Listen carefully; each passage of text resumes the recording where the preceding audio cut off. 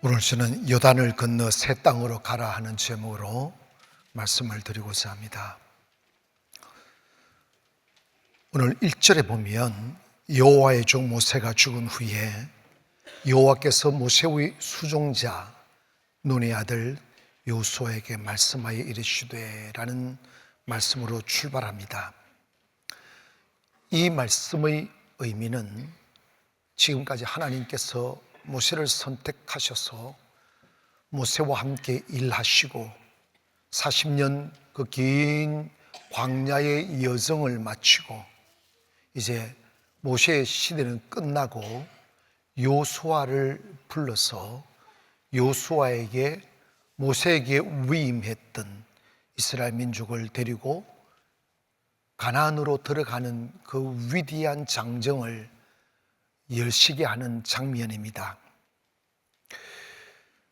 그동안 모세가 40년 동안 이스라엘 백성들을 이끌어오면서 셀 수 없는 사건들과 희노애락의 일들이 많았습니다.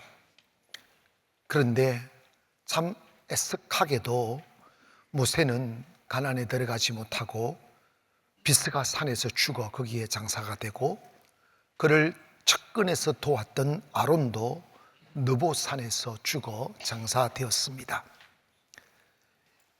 이제 새로운 지도자 여호수아를 택해서 말씀합니다. 여호수아야, 내가 모세와 함께한 것 같이 내가 너와도 함께할게.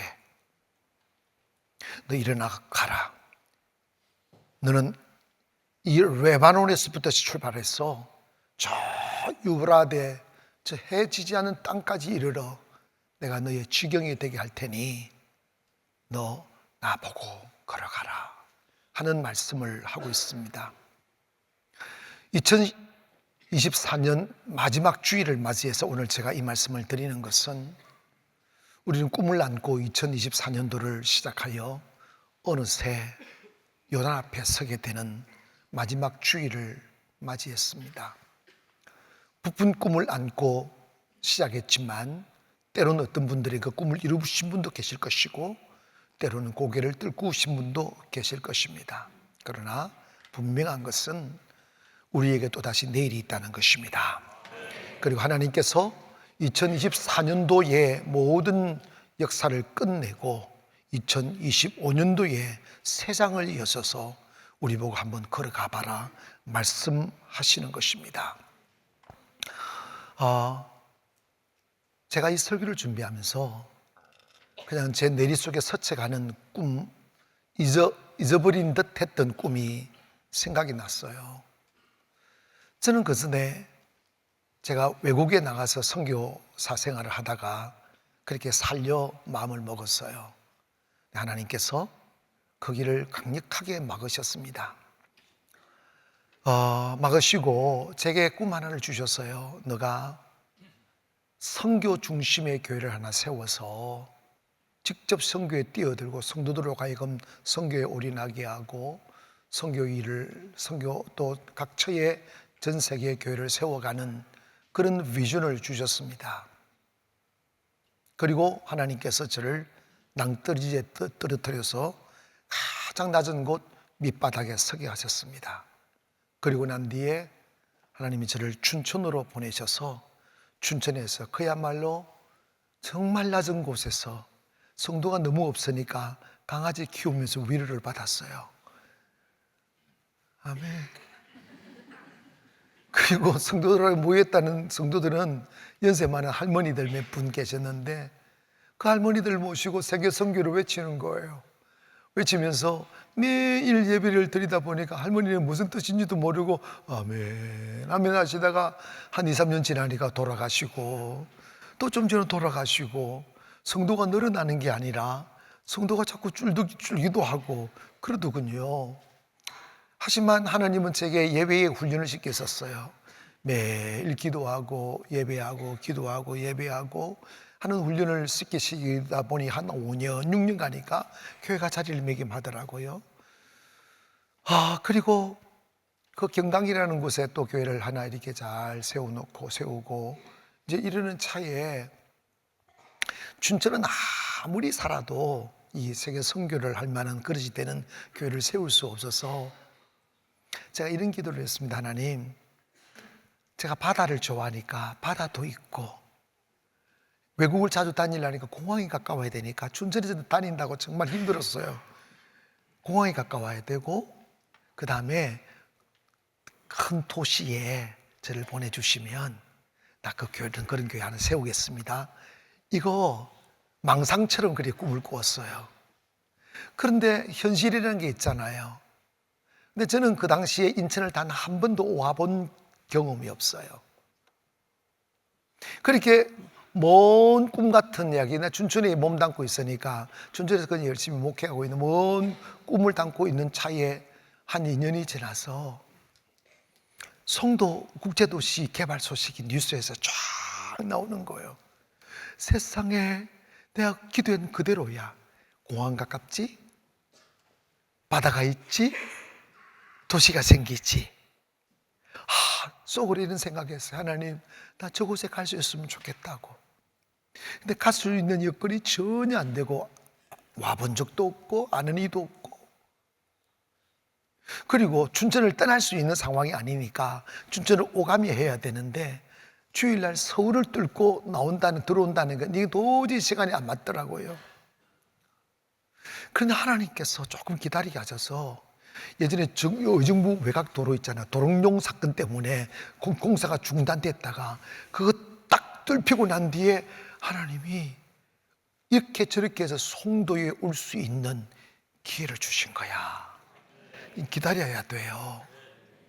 처음으로 차를 타고, 이게 그 당시에 1교, 2교만 있었던 시절인데 2009년도니까 1교에 딱 들어와서 송도를 싹 훑었습니다. 싹 훑어서 교회 할 수 있는 건물이 있을까 알아봤는데 건물이 없어요. 한 군데 딱 있는데 평수가 한 12여 평밖에 안 됐어요. 그래도 춘천은 성도가 많지 않아도 땅은 크잖아. 그런데 널쩍한 데 있다가 여기 도저히 못 있겠더라고. 그래가 하나님, 이건 아닙니다 하고 쭉 돌고 이제 2교를 딱 넘어버리면 성도 세이 굿바이 하는 거예요. 그런데 2교 딱 넘기 전에 사거리에 딱 차를 멈췄는데 신호등이 걸린 거예요. 맞은편에 이한상가를 딱 보니까 간판이 안 붙어져 있는 거예요, 2층에. 그래서 필시적으로는 입주한 사람이 없기에 간판이 안 붙겠지 하고 신호등을 건너서 이한상가로 들어갔어요. 그랬더니 부동산이 하나 있는 거예요. 구석에 들어갔죠. 왜 저렇게 건물이 비어서 있느냐고. 당시만 해도 너무 외진 곳에 홀로 구석에 집에 끼 있어가지고 있는데, 월세가 너무 비싸서 2년 동안 안 나가고 비어서 있다고 하는 거예요. 그래? 그럼 무조건 한 머리 뒤밀어 보자 하고 주인한테 전화하라고 그랬어요. 교회에 주느냐고. 준다는 거예요. 그 조건이 어디냐? 4억에 200만 원이라고 하더라고요. 근데 갑자기 4억이 또 어디 있어? 그래가지고 부동산 보고, 여러분 내가 머리가 좋아서 이런 게 아니에요. 그 느낌 따라가는 거야. 여러분 느낌 따라 사세요. 몇 가지 기도도 안 하면서 느낌하면 그 꽝이야. 근데 느낌 따라 가는 거야. 등기부등본 띄보라 했더니 3일 전에 건축 관련 회사에서 26억 건저당을 딱 잡아놓은 거예요. 우리말로 가압류를 잡아놨다는 거죠. 그 건저당 잡힌 26억이 건저당 잡힌 건물에다가 4억을 넣는 바보는 없잖아. 그래서 내가 그랬지, 이거 아시느냐고 주인하거든. 모른다고. 근데 이렇게 됐다고. 그러냐고. 그럼 내가 그랬지, 그럼 보증금 많이 못 받겠네요. 네, 그러더라고. 그러면 나 2천만 원 걸 테니까, 4억에서 2천만 원 걸 테니까 2천만 원에 400만 원 합시다 이랬더니 450만 원 달라는 거예요. 그래, 좋다. 그래가지고 시작을 했어요. 매일 기도하고 예배하고 땅 밟기 하고 3년이 지나고 그 상가에 살아보면 진짜 그래요. 하나님 막 교회 건물 달라고, 지금 생각해보면 말이 안 되는 건물 붙들고 땅 갚기를 했더라고요. 그런데 그런 세월이 다 지나고 4년이 되는 차에 우리가 상가를 벗어내고 60억짜리 건물을 사서, 교회 건물을 사가지고 가서 거기서 하나님께서 막 크게 이렇게 부흥을 주셨어요.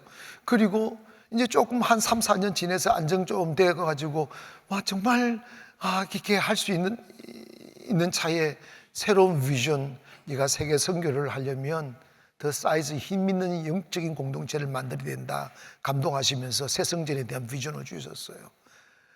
상가에서 1억 가지고 60억을 샀어요. 그런데 이거 할 때도 돈 하나도 안 주면서 꿈만 주셔요. 여러분 이게 진짜 믿음 없으면 헷가닥 하는 거예요. 헷가닥 아시죠? 하나님은 언제나 현실을 주시지 않아요. 하나님은 언제나 꿈을 주셔요. 그래서 나는 또 꿈을 주시기에 그냥 선포하고 막 땅 알아보고 막 돌아다녀요. 그래서 어떻게 해가지고 코로나 때 3년 동안 거쳐서 이금을 와서 지금 가난이 됐는데 곰곰이 생각하니까 하나님이 주신 꿈이 이루어졌구나. 이제는 한국에 외국은 모르지만 한국에 교회를 지을 일은 없지 않겠어요? 그런데 세계 선교의 비전을 이루라고 교회를 세워주셨고 송도 가난 교회가 세워졌구나. 이제 저는 생각해요.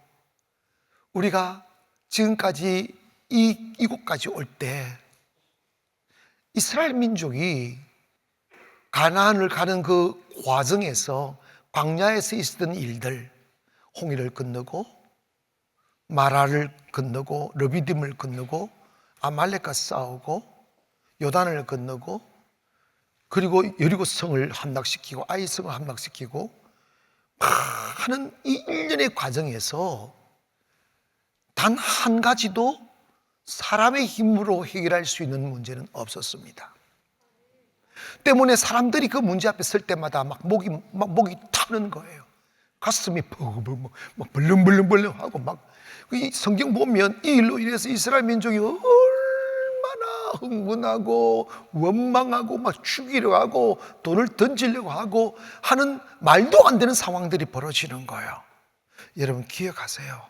주의 길 가는 길, 하나님의 일 하는 것, 이거 절대로 향기로움만 있는 게 아니에요.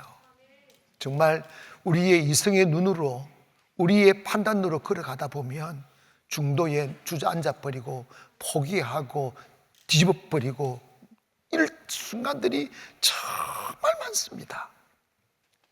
그런데 하나님이 우리에게 요구하시는 것은 하나님께서 그들을 순탄한 길로 인도하지 않고 큰 장애물이 있는 곳으로 데리고 간 목적은 가나안은 너 생각과 너 노력으로 가는 곳이 아니야. 가나안은 오직 믿음으로 가는 거야. 이거 하나 가르치는 거예요. 그런데 제가 상가에 있을 때부터 정말 여러분 개척해서 한 달에 450만 원 월세를 내보세요. 맨날 딸랑딸랑이에요. 진짜 딸랑딸랑이에요. 근데 그러면서 내가 선교해야 된다고 세부에 땅을 사고 고아원을 짓고 학교를 짓고 교회들을 짓고 하는 과정에서 정말 단 한 번도 조금이란 돈이 있은 적이 없어요. 그저 주님 믿고 시작했더니 이루어지게 하시고 주님 믿고 이루어지게 하시고. 근데 제가 2025년도를 맞이하면서 무슨 생각을 하느냐 하면 바깥에서 들려오는 사회적인 환경과 경제적인 상황을 들어보면 또다시 이런 가슴이 답답해져.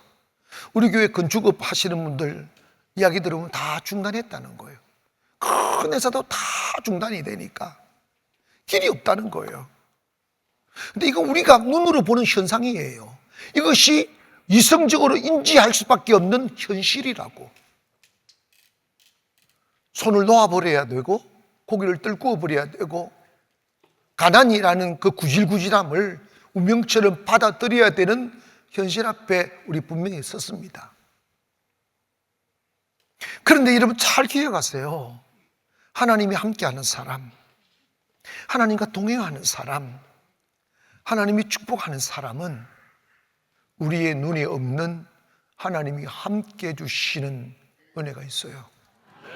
여호수아는 지식이 있거나 높은 직위가 있거나 아니에요. 모세의 몸종, 눈의 아들 여호수아입니다. 모세의 몸종이어서 종이었다고. 그런데 하나님이 그 거칠고 잘나고 교만한 이스라엘 백성들을 데리고 가나안에 들어가기 위해서 종에 불과한 여호수아를 모세를 대신하여 쓰실 때 하신 말씀이 이겁니다. 내가 모세와 함께한 것 같이 너와 함께 할게. 이거죠. 보았죠. 하나님 함께 와서 홍해를 가르시는 모세, 하나님의 갑자기 러비댐을 쳐서 물을 내게 하는 모세, 배고파할 때 만나를 내리게 하는 모세, 고기 먹고 싶어 할 때 메추라를 떨어뜨리는 모세를 보았다고. 그는 결코 사람의 힘으로 할 수 없는 거예요. 하나님이 함께 하시는 거예요. 이스라엘 역사를 보면 나라가, 종교인들이 타락하여 나라가 노예가 되고 식민지 되었을 때 바벨론을 끌려가고 로마의 식민지 되고 할 때도 그 땅에 하나님을 경외했던 사람들은 비록 포로로 끌려가도 하나님 그를 높이시더라고. 종으로 노예로 팔려간 요셉도 애굽의 국무총리가 되고, 바벨론의 포로로 끌려간 다니엘도 국무총리가 되고, 그리고 함께 믿음을 지켰던 사드락과 메삭과 아벳느고도 그 풀불 속에 들어갔지만 끝까지 믿음을 지키니까 하나님이 그들의 이름을 아무도 근접할 수 없는 곳으로 데리고가 다 그들을 높이게 하셨더라고요. 그렇다면 우리 세상이 일쿵저쿵 할 것 없이 2025년도는 하나님이 여러분과 함께 해주시는 은혜를 맛보기를 원합니다. 그래서 여러분, 지금까지 이곳까지 하나님 우리를 데리고 오셨다면 앞으로는 더 잘 될 것이고 하나님의 축복이 있을 줄 믿습니다. 제가 이 말씀 드릴게요. 하나님은 모두를 부르셨습니다. 이스라엘의 300만 이스라엘 사람들을, 아브라함의 혈통들을 애굽에서 불러냈어요. 그런데 참 쓸쓸하고 슬픈 것은 다 함께 가나안 들어가기 위하여 애굽을 탈출하고 교회를 나왔다는 소리죠. 그리고 다 함께 40년 동안 신앙생활을 했다고. 그런데 지금 이 말씀의 시점이 뭐냐면 요단만 건너면 가나안이에요. 요단을 건너기 전에 하나님 하시는 말씀이에요. 그리고 여러분 기억하십니까? 남정네만 60만 명이었던 그들 중에 함께 애굽을 나왔고 함께 가나안의 그 길을 걸었음에도 불구하고 여호수아와 갈렙만 가나안에 가게 하시고 모세조차도 가나안에 못 들어가게 했어요. 얼마나 슬픈지 몰라요. 여러분, 모세는 오직 가나안을 꿈꾸며 가나안을 위하여 준비된 사람이었어요. 백성들을 어떻게든 데리고 가나안에 데리고 가는 것이었고, 모세 개인의 꿈이 있다면 내가 가나안에 들어가 그 가나안 땅에 파묻히는 것이었어요. 그런데 하나님께서 모세를 가나안에 데리고 가지 않았어요. 그리고 함께 걸었던 그 수많은 사람들도 가나안에 들어가지 못하고 그들이 말한 대로 광야에서 죽어서 독수리의 밥이 됐어요. 이 말씀을 우리가 대입해서 보면 우리 모두 하나님의 은혜 입고 축복받고 천국 가기 위해서 이곳에 오셨어요.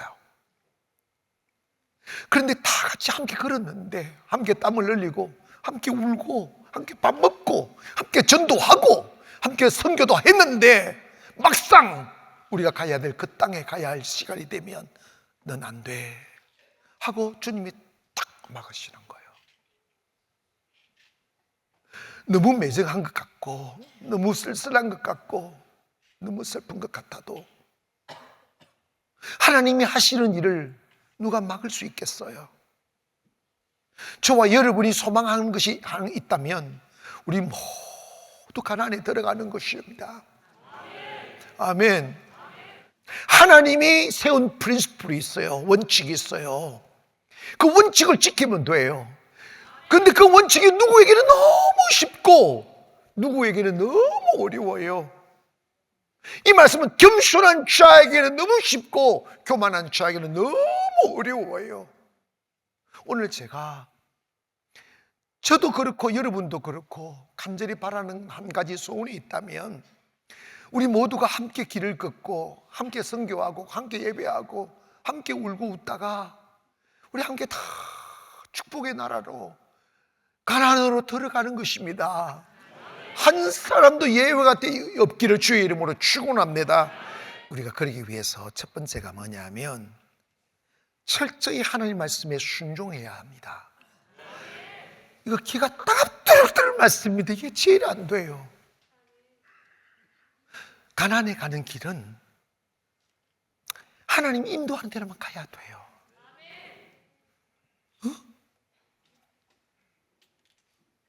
신명기 1장 21절에 보니까 너희 하나님 여호와께서 이 땅을 너희 앞에 두셨은즉 너희 조상의 하나님 여호와께서 너희에게 이르신 대로 올라가서 여호와는 이르신 대로 올라가서 차지하라. 두려워하지도 말라. 주저하지도 말라 한적.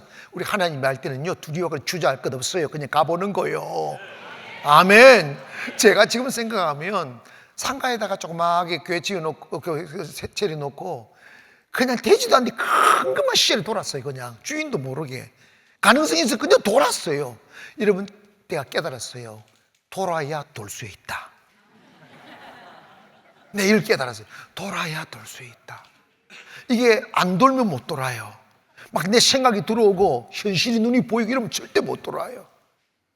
그런데 하나님은 그걸 믿음으로 보는 거지. 오늘 그랬잖아. 주님을 신뢰함으로. 진짜 돌면서 진짜 내 돌았어요. 진짜로 막 너무 슬펐어. 너무 절망적이었어. 너무 현실이 보이니까 막 기가 막혀서 이 찬송이라도 부르지 아니하면 숨을 쉴 수 없을 것 같았어. 주님을 의지함으로 주님이 주시는 담대함으로 큰 소리 외치며 나아가 이 산지 내게 주소서 내게 주소서 그날에 주께서 말씀하신 이제 내가 주님의 이름으로 그 땅을 취하리니 이 산지 내게 주소서 그날에 주께서 말씀하신 이제 내가 주님의 이름으로 그 땅을 취하리니.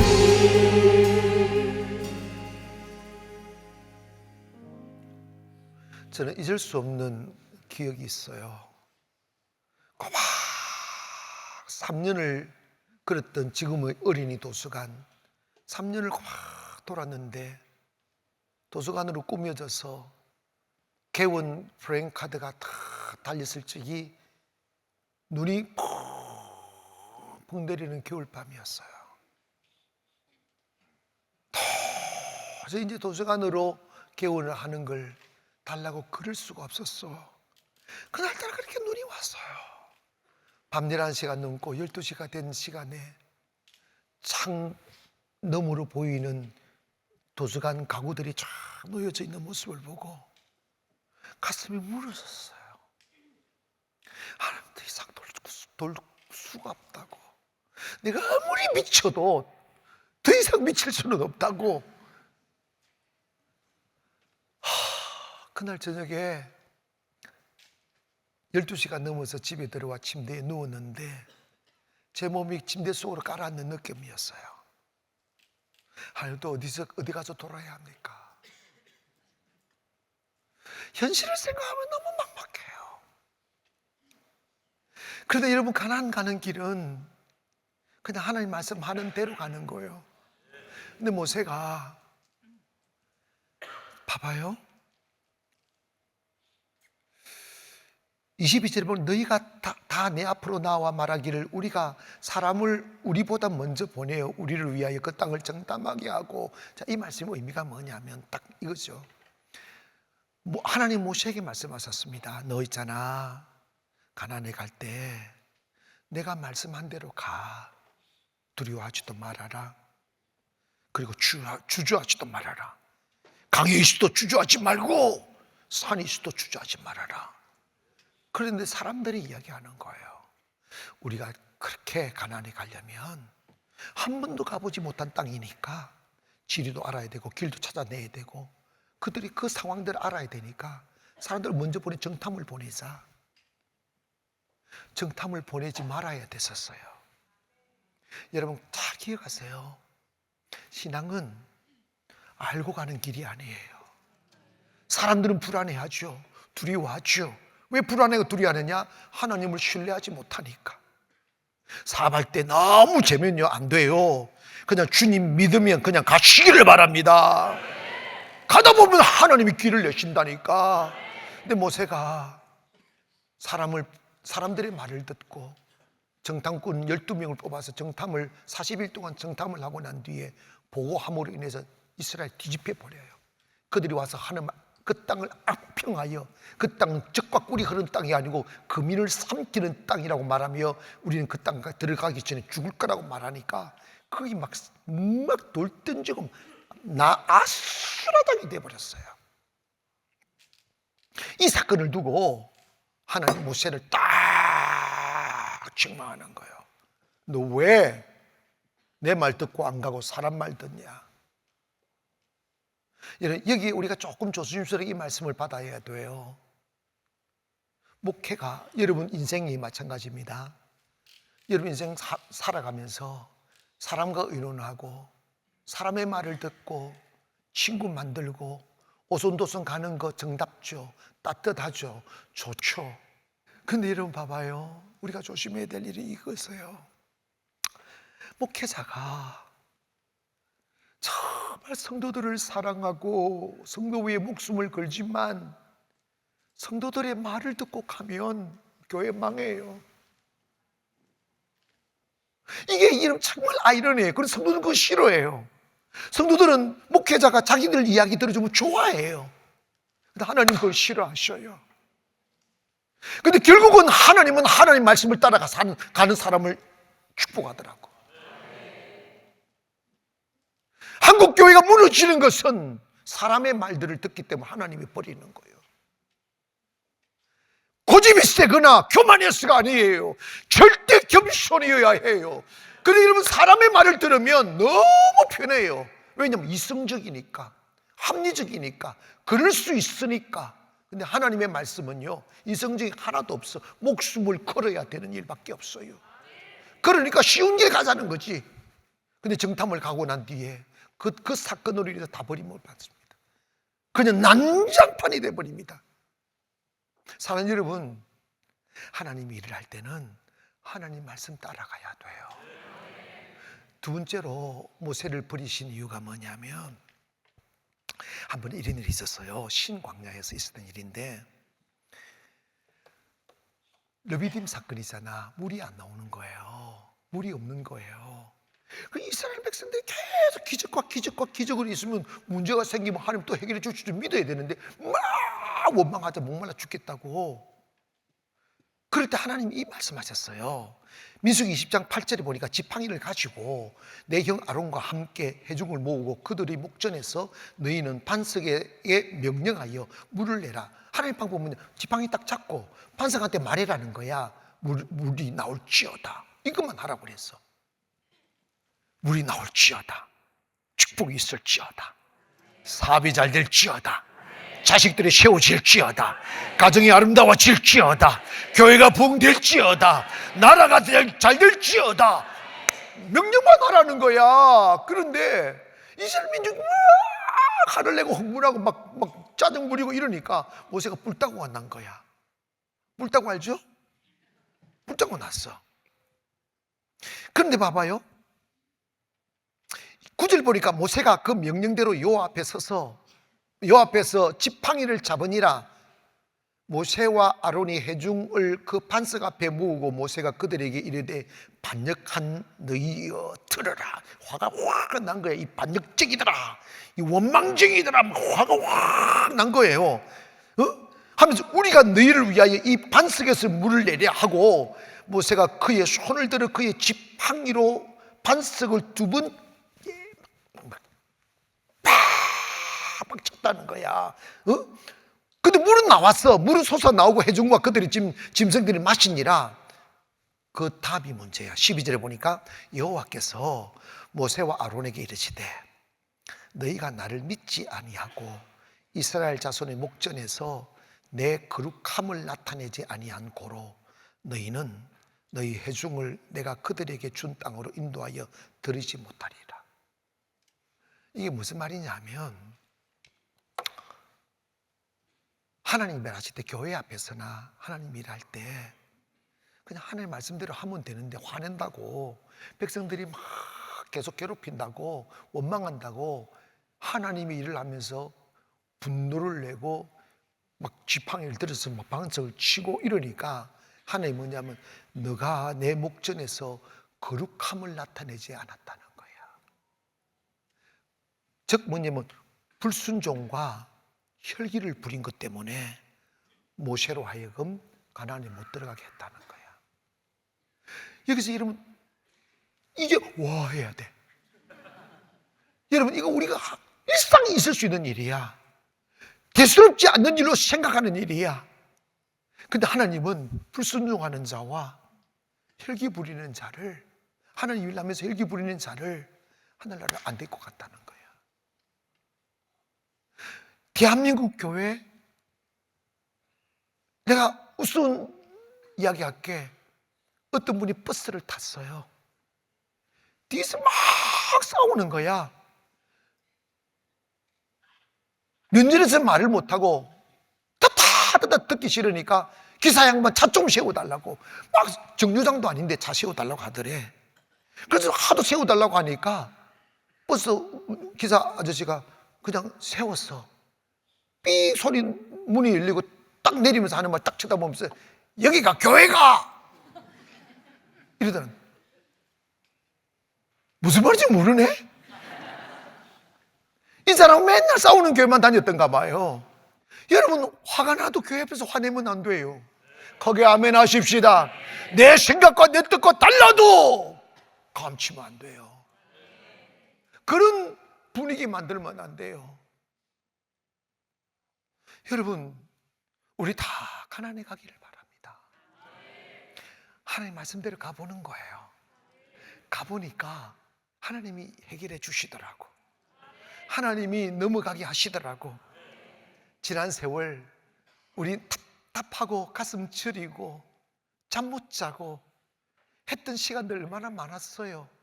어떻게 살까 했던 답답함 앞에 섰던 적이 얼마나 많았어요. 그런데 보니까 다 살고 지금 이 자리에 계신 거잖아. 아멘. 그랬다면 내일도 살게 해주실 거예요. 내일도 더 큰 은혜 주실 줄 믿습니다. 그냥 순종하며 하나님 앞에서 다 겸손하게 가면 복이 오게 돼 있고, 두 번째로 주님이 뭐냐면 너 옛 사람을 벗어버리라는 거야.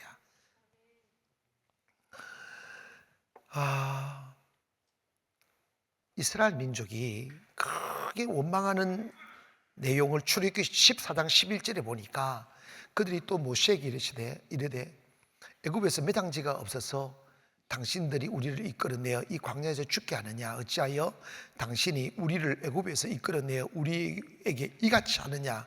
또 민수기 14장 2절에 보니까 이스라엘 자손이 다 모세와 아론을 원망하며 온 회중이 그들에게 이르되 우리가 애굽 땅에서 죽었거나 이 광야에서 죽었으면 좋았을 것을 어찌 여호와가 우리를 이 땅으로 인도하여 칼에 쓰러지게 하려 하는가?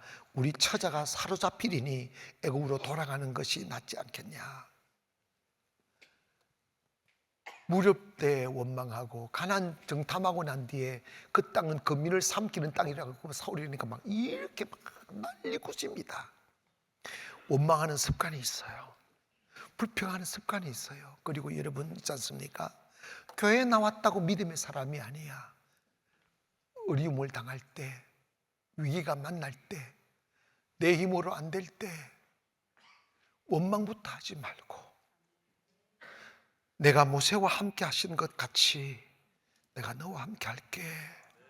이 말씀을 기억하여 답답하기보다는 그냥 두려워하지 말고 말씀하신 대로 그냥 가보세요. 가보시면 하나님이 홍해를 가르신다니까. 아멘. 우리 가나안이 힘이 있는 이유는 우리는 단 한 번도 가능한 일을 해서 이룬 게 없어요. 모두가 불가능한 일인데 하나님의 도움으로 이곳까지 왔어요. 저는 항상 저 자신을 숨을 쉬게 만들고 웃는 얼굴로 성도를 대할 수 있게 하기 위해서 제 자신에게 되뇌었던 말이 있어요. 항상 난제 앞에 섰을 때마다 하나님이 하실 거야. 하나님이 하실 거야. 이 말을 하지 아니하면 제가 녹아내릴 듯 하니까 그 말을 하며 하루하루를 살아 이곳까지 왔어요. 뒤돌아보니까 하나님은 홍해를 가르신 것처럼 우리 교회의 모든 난제들을 해결하셔서 이곳까지 오게 하시더라고. 사랑하는 여러분, 우리에게는 너나 할 것 없이 이성의 눈으로 바라보는 습관이 있어요. 그리고 여러분이 본대로 판단하고 결론 내리는 악습이 있어요. 신앙인은 내 생각대로 결론 내리면 안 돼요. 하나님이 하실 것을 믿어야죠. 하나님에게 기회를 드려야죠. 그래서 하나님의 몫을 남겨놓아야죠. 내가 다 해버리려면 그게 무슨 하나님의 일이십니까? 하나님은 지식 있는 자나 돈 있는 자나 힘 있는 자를 쓰시지 않아요. 하나님을 의지하는 자를 쓰십니다. 우리 과거에 잘못된 몸에 배인 악습을 버리기를 바랍니다. 쉽게 원망하고 쉽게 불평하고 쉽게 단죄하고 쉽게 포기하고 쉽게 고개를 뚫고 버리는 육신의 기질들을 버려야 돼요.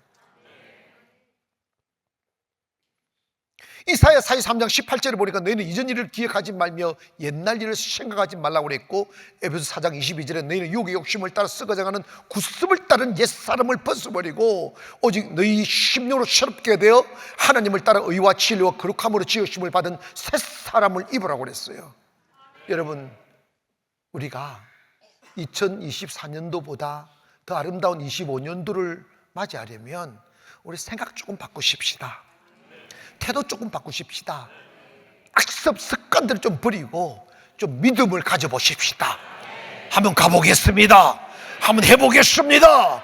가다 보면 기적이 일어난다니까. 그것이 하나님이 나와 함께하는 비결이지. 가다가 망하고 가다가 쓰러지고 그러면 안 되지. 하나님이 함께 해주시면 된다고요. 마지막으로 가나안으로 들어가는 길은 믿음밖에 없어요. 여러분, 홍해를 건너고 아말렉과 싸우고 먹을 문제를 해결하고 마실 물을 해결하고 길을 찾아내는 거, 이 모든 일은 광야에서 해결할 수 없는 불가능의 문제들입니다. 그런데 그 문제들을 쓸 때마다 두려워하고 벌벌벌 떨고 된다 안 된다 막 못 간다 죽는다 이래서 하면 하나님 일하시지 않아요. 정말 보세요. 하나님이 우리와 함께 하실 거야. 하나님이 나와 함께 하셔서 나를 위해 싸워주실 거야. 믿고 그냥 믿음으로 가는 거예요. 두려워하지 말고 그냥 가라는 거예요. 가다 보면 역사하십니다. 기억하세요. 사람들은 보는 것을 믿고 보이는 대로 판단하지만 믿음은 안 보이는 것을 믿고 안 보이는 대로 가는 거예요. 알고 가는 길이 아니에요. 그 모르고 가는 길이에요. 그런데 기적이 일어나고 축복이 일어나는 것은 하나님이 살아계시기 때문입니다. 인생을 내 만족, 내 배부름을 채우며 사는 것이 가치 있는 것이 아니라 짤막한 우리의 인생을 살아가면서 여러분의 삶의 흔적 속에 하나님이 일하셨던 흔적들을 남기고 살아야지. 할렐루야! 원망하고 불평하고 근심하고 넘어지고 자빠지는 흔적 남기지 마시고 어떤 문제를 만날지라도 하나님이 나와 함께 하실 것이라고 하나님을 신뢰하면서 가야죠. 그래야 내일의 주인공이 되는 거예요. 하나님은 이 시대도 믿음의 사람을 찾고 있습니다. 나 믿음으로 하나님을 신뢰함으로 길을 나설 것이야. 2025년도가 우리가 상가의 시작에서 이곳까지 왔으면 이제는 이곳까지 됐으면 더 큰 은혜가 있을 줄 믿습니다. 여러분에게 똑같아요. 여러분에게 세상이 이러쿵저러쿵 소리 귀 막아요. 사람들의 말이 길을 막으시라고. 하나님 말씀하신 대로 걸어가 보시자고. 도전해 보시자고요. 그래서 산을 올라 보시자고. 흉흉한 강을 한번 건너 보시자고. 하나님이 나를 강물에 떠내려 보내버리시는지 아니면 강을 열어주시는지 가보시자고. 할렐루야. 하나님께 우리 목숨을 한번 걸어보시자고요. 그러면 분명히 하나님이 여러분과 함께 하실 겁니다. 분명히 2024년도보다 2025년도가 더 큰 은혜가 있을 줄 믿습니다. 꿈을 가지십시다. 꿈을 안고 2025년도 또다시 내 인생의 최고의 해를 만드셔서 그 해의 주인공이 되실 것이라고 결단하는 시간 되기를 주의 이름으로 축원합니다. 기도하겠습니다.